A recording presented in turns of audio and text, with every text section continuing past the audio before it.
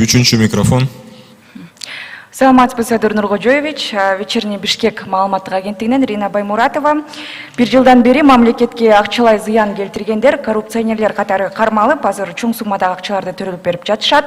Ошол эле мезгилде эл ал акчалардын кайда кетип жаткандыгына кызыктар болууда. Канча акча чогулуп, кайсыл жакка жумшалгандыгын качан жана ким отчет берет?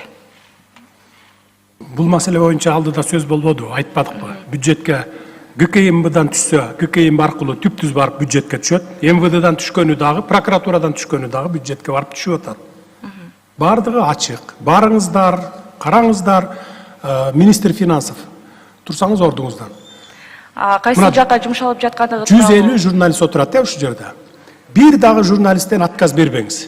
Барса, специалистти бериңиз дагы, каяктан канча акча келип түштү. Берип койгула, эмнесин жашырасыңар? Болгон айрым учурда баягы өзүнүн фамилиясын атабагыла деген сураныштары бар, бир акча төккөндөр бар. Эми алардыкын эми бир тамгалар эле жазылып калышы мүмкүн. Аларды эми өзүлөрү сурангандан кийин ачыкка чыгарбагыла, ким төккөн ал акчаны. Силерге келип отурган акчаны кайра каяка кеткенин бардыгын ачык көргөзгүлө. Ушундай маселе чыкканда дароо жооп бергенге аракет кылбайсыңарбы? Бизде мамлекеттик кызматкерлер, министрлер дудуктай унчукпай отуруп алат да. Унчукпай отуруп алышат. Анан кийин чыгып кээде мен айтам, же Facebook аркылуу жазам, могу талкууланып аткан маселе мындай эмес депчи. Жоопкерчиликти алгандан качып көнүп алыптыр да.